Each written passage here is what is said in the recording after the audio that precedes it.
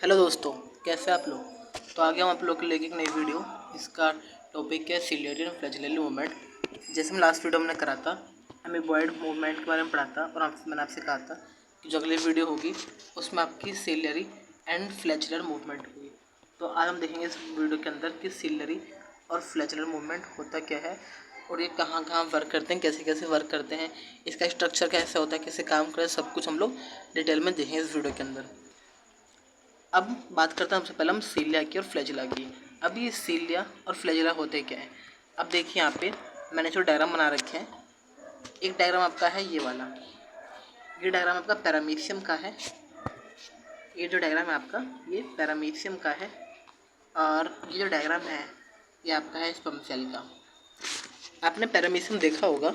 जो पैरामीशियम होता है इसके बॉडी पे बहुत सारे, जैसे पैरामीशियम ये हो गया, ठीक है। पैरामीशियम की बॉडी पे बहुत सारे कुछ इस प्रकार से ये हेयर से कह सकते हैं आप इन्हें, ऐसे होते हैं। मैंने डायग्राम बना रखे हैं। तो ये होते क्या है, अब इन्हीं को ही भाई हम क्या कहते हैं, सीलिया। यही क्या होता है, यही हमारे सीलिया होते हैं। इनका काम क्या होता है, इनका काम होता है मूवमेंट। आपका सीलिया हो या फ्लैजिला हो, दोनों का मूवमेंट ही होता है, मगर दोनों का मूवमेंट का स्टाइल अलग अलग होता है। क्योंकि दोनों स्ट्रक्चर आपको दे रखे हैं। एक स्ट्रक्चर पैरामीशियम का है, जो आपको स्ट्रक्चर दे रखे हैं यहाँ पे, ये स्ट्रक्चर पैरामीशियम का है, जबकि ये स्ट्रक्चर स्पर्म सेल का है। तो दोनों ही आपके स्ट्रक्चर में, एक में पैरामीशियम में क्या आपकी सीलिया है और स्पर्म सेल में क्या है, फ्लैजिला है। आप देख सकते हो स्पर्म सेल में सिर्फ एक ही फ्लैजिला, जो कि ये रही है आपकी, मगर सीलिया यहाँ पे बहुत सारी है। देखिए पूरी बॉडी में सीलिया है। तो सीलिया होता है ना, इसका मूवमेंट करना ही होता है और फ्लैजिला का भी मूवमेंट करना था, मगर इन दोनों का मूवमेंट जो होता है ना, मूवमेंट स्टाइल कह लो आप इन दोनों का, वो कुछ अलग अलग होता है। अब जिसकी पूरी बॉडी में ही पैर होंगे, वो कैसे मूवमेंट करेगा, समझ सकते हो आप। आपके दो पैर हैं, आप कैसे मूवमेंट करते हो आपको पता है। कि जब आपकी पूरी बॉडी में पैर ही पैर होते तो आप कैसे मूवमेंट कर पाते, तो डिफ़िकल्ट होता ना। तो उसी प्रकार पैरामीशियम की पूरी बॉडी पे सीलिया है। अब वो कैसे मूवमेंट करता है वो उस पर डिपेंड करता है। हमारे स्पर्म सेल पे क्या है, फ्लैजिला है, तो वो कैसे मूवमेंट करता है वो उस पर डिपेंड करता है। जब हम काम करते हैं कि सीलिया है और फ्लैजिला है, इसको थोड़ा और समझते हैं, इनके स्ट्रक्चर पे आते हैं, क्योंकि इसका मेन जो हमारा मोटिव है वो स्ट्रक्चर है। ये तो हम लोग पता चल चुका है कि सीलिया कहाँ परसेंट होता है, पैरामीशियम में। एक एग्जाम्पल मिल गया हम लोगों को। फ्लैजिला कहाँ होता है, स्पर्म सेल्स में। हमें सीलिया एक एग्जाम्पल मिल गया, फ्लैजिला का मिल गया, इतना इनफ है।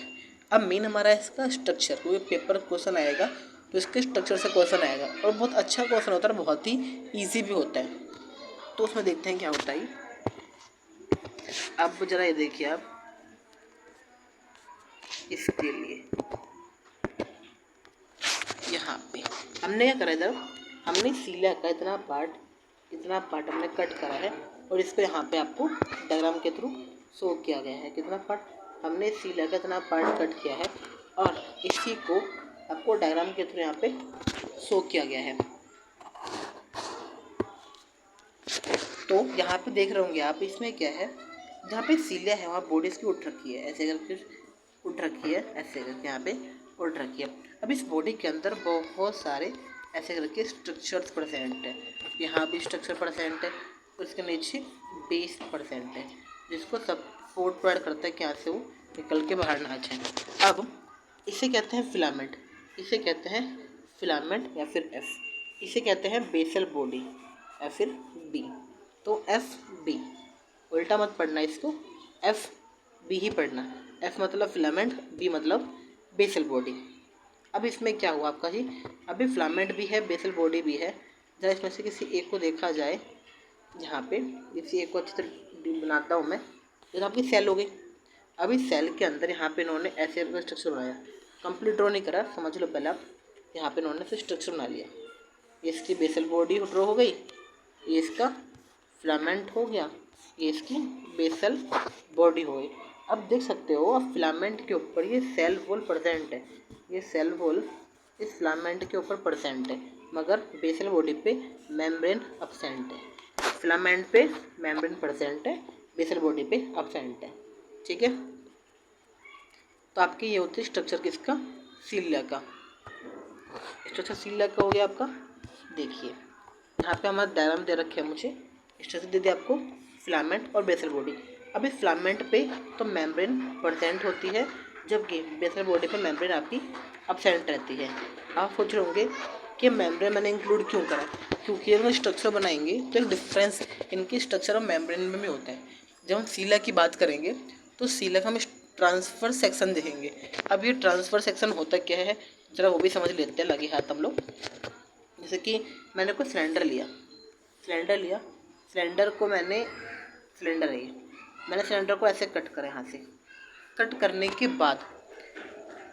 बाद इसको वर्टिकली देखूँगा, मतलब इसको ऊपर से देखूँगा ऐसे करके कि दिखता कैसे। यहाँ पे सर्कल के अंदर सर्कल भी है, जो भी मुझे होगा वो इसे कहते हैं ट्रांसफर सेक्शन। आप किसी फ्लोर को कट करो और इसके ऊपर से व्यू देखो कि कैसा दिखता है, ट्रांसफर सेक्शन हो जाएगा आपका वो, ठीक है।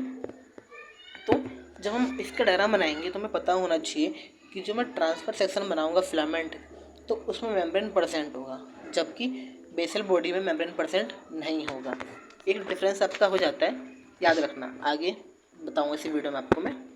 अब ये डायग्राम तो हो गया। अब जब देखते हैं फ्लैजिला की। अब flagella body is divided into 3 parts, basal body, hook and filament. जो फ्लैजिला की बॉडी होती है ना, वो 3 पार्ट में डिवाइड होती है। आपको सिंगल यहाँ पे दिख रहा है फ्लैजिला, मगर ये जो फ्लैजिला है आपके 3 पार्ट में डिवाइड होता है। कौन कौन से पार्ट होता है इसके? पहला बेसल बॉडी, दूसरा hook and last one is filament. अब जो बेसल बॉडी होती है ये किसी भी सरफेस के अंदर या सेल के अंदर एम्बेडेड होती है, और हुक का काम करता है इस फिलामेंट को इस बेसल बॉडी से जोड़ने का काम ही करता है आपका हुक। तो आपके फ्लैजिला के 3 पार्ट्स होते हैं, पहला basal body, second hook and third one is filament. ये तीनों से मिलकर ही आपका फ्लैजिला बनता है। क्लियर? ठीक है। अब इसके नेक्स्ट पॉइंट देखते हैं। जो मैंने आपको ऊपर बताया है इसी को मैंने यहाँ पे लैंग्वेज फॉर्म में लिख दिया है, इसे रिलेट कर लेते हैं, समझ लेते हैं। Cilia and flagella both help in movement. Cilia और फ्लैजिला दोनों ही मूवमेंट में हेल्प करते हैं। As you seen in figure A, जैसा आपने देखा फिगर ए के अंदर, cilia is present all over the body of paramecium. जो सीलिया है वो पैरामीशियम की पूरी बॉडी पे all over the body present है, which help in movement of paramecium, जो कि पैरामीशियम को मूवमेंट में हेल्प करती है। इन फिगर बी में देखा आपने flagella is present in sperm cell which also help in movement. Figure B में देखा आपने जो फ्लैजिला होते हैं वो स्पर्म सेल पे प्रेजेंट होता है, जो कि आपके मूवमेंट में हेल्प करते हैं। तो बेसिकली आपका सीलिया हो या फ्लैजिला हो, दोनों ही दोनों आपके मूवमेंट में हेल्प करते हैं। बस फ़र्क इतना होता है कि दोनों के मूवमेंट स्टाइल्स आपके अलग अलग होते हैं, दोनों के स्ट्रक्चर अलग होता है, मूवमेंट स्टाइल अलग अलग होता है। और आपका सीलिया प्रेजेंट होता है पैरामीशियम में, फ्लैजिला प्रेजेंट होता है आपके स्पर्म सेल्स में। तो उम्मीद करता हूँ आपको ये वाला चीज़ समझ में आ गया होगा, ये पूरा समझ में आ गया होगा। अब इसके नेक्स्ट समझ चलते हैं। तो आपका स्ट्रक्चर आता है। अब देखते हैं स्ट्रक्चर ऑफ सीलिया क्या होता है। अब मैंने आपसे कहा था पहले हम देखेंगे क्या, ट्रांसफर्स सेक्शन ऑफ फिलामेंट। तो आपके सीलिया के 2 स्ट्रक्चर दिखाया था मैंने आपको, एक फिलामेंट का, एक बेसल बॉडी। तो आशा करता हूँ कि आप लोग को फिलामेंट और बेसल बॉडी अभी पता होगा। अब मैंने थोड़ी देर पहले बताया आपको कि फिलामेंट और बेसल बॉडी कहाँ होती है। फिलामेंट में मेम्ब्रेन प्रेजेंट होता है, जबकि बेसल बॉडी में मेम्ब्रेन आपका एब्सेंट रहता है। इसका पहले डिफरेंस होता है ना, वो दोनों के ये बन जाता है कि मेम्ब्रेन प्रेजेंट और मेम्ब्रेन एब्सेंट। जो आपके फिलामेंट होते हैं उसमें मेम्ब्रेन प्रेजेंट होता है और बेसल बॉडी मेम्ब्रेन एब्सेंट रहता है। अब ये जो डिफरेंस है ये हमें स्ट्रक्चर बनाने में बहुत ही हेल्प करता है। अब यहाँ पे देखिए इसमें क्या कर रखा है, यहाँ पे इन्होंने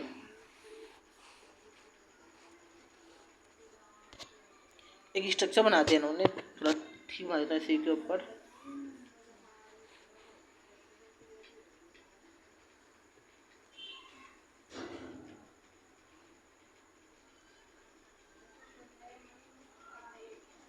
चलो बन गया।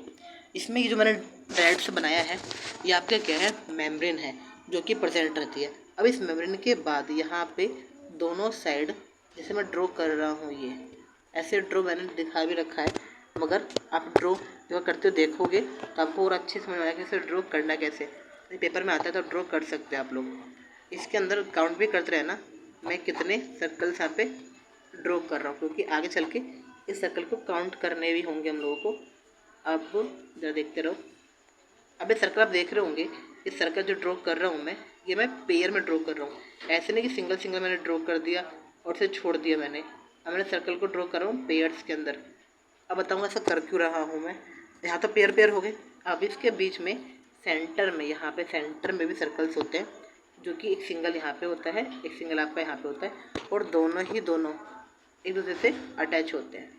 दोनों क्या होते हैं, एक दूसरे से ऐसे अटैच होते हैं। अगर काउंट करोगे तो 1 2 3 4 5 6 7 8 9 तो पेयर्स हो गए बाहर वाले और 2 हमारे अंदर हो गए। अब जरा यहाँ पे देखिए, इसे कहते हैं माइक्रोट्यूब्यूल। जो मैंने सर्कल बनाए हैं इसे कहते हैं आपके माइक्रोट्यूब्यूल। MICRO माइक्रो, TUBULE, ये क्या आपके माइक्रोट्यूब्यूल। अब 2 माइक्रोट्यूब्यूल को जोड़ने का काम करता है नेक्सिन। क्या करता है, नेक्सिन, NEXI और N। नेक्सिन का काम करता है 2 माइक्रोट्यूब्यूल को जोड़ने का काम करता है। आपको डायग्राम समझ में आ गया होगा इसका। चलो इसका अगर पॉइंट देखते हैं इसका अगला। अब जरा यहाँ पे देखिए, आप डायग्राम समझ में आ गया आप लोगों के। तो अब इसके अंदर अरेंजमेंट कैसी है, इसमें कह सकता हूँ मैं 9+2 अरेंजमेंट है कि 9 तो इसके पेरिफेरल में है चारों, जो इसके 9 है वो ऐसे यहाँ पे प्रेजेंट है, पेरिफेरल में प्रेजेंट है, मगर 2 सेंटर में प्रेजेंट है। तो इसमें क्या हो गया, 9+2 अरेंजमेंट हो गया। 9 कहाँ पे, पेरिफेरल में, 2 कहाँ पे, सेंटर में। अब ये जो 9 पेरिफेरल में प्रेजेंट है वो क्या है, वो डुप्लेट है, DUPLET, डुप्लेट है, मतलब डबल डबल है। जबकि जो 2 है ये हमारे सिंगल है। तो यहाँ पे पूछा जाए आपसे कि बताओ कितने माइक्रोट्यूब्यूल परसेंट हो गए। यहाँ पे कैसे लिखोगे, 9 कितने हैं, डबल है, तो 9 × 2 + 2, क्योंकि दोनों सिंगल है। 9 2 18 + 2, आंसर इज 20। तो यहाँ पे क्या हो गया, आपके 20 माइक्रोट्यूब्यूल हो गए। आप इसे काउंट भी कर सकते हो, 2 2 4 2 6 2 8 2 10 2 12 2 14 2 16 2 18 और 2 20। तो 20 माइक्रोट्यूब्यूल आपके हो गए। देखिए स्ट्रक्चर आपका स्ट्रक्चर हो गया। अरेंजमेंट क्या था आपका, स्ट्रक्चर हो गया आपका ऐसा। अरेंजमेंट क्या है, यहाँ पे देख लीजिए, यहाँ पे, हाँ अरेंजमेंट क्या है, 9+2 अरेंजमेंट है, जिसमें से 9 पेरिफेरल है और दोनों डबल हैं। 2 हमारे सेंटर में है जो कि सिंगल है, और सेंटर कोर को एक्सोनिम का, सेंटर में आपका कोर था कुछ इस प्रकार से, इसके अंदर आपके सर्कल प्रेजेंट थे ऐसे वाले। आपका सेंट्रल कोर है, इसे कहते हैं एक्सोनिम।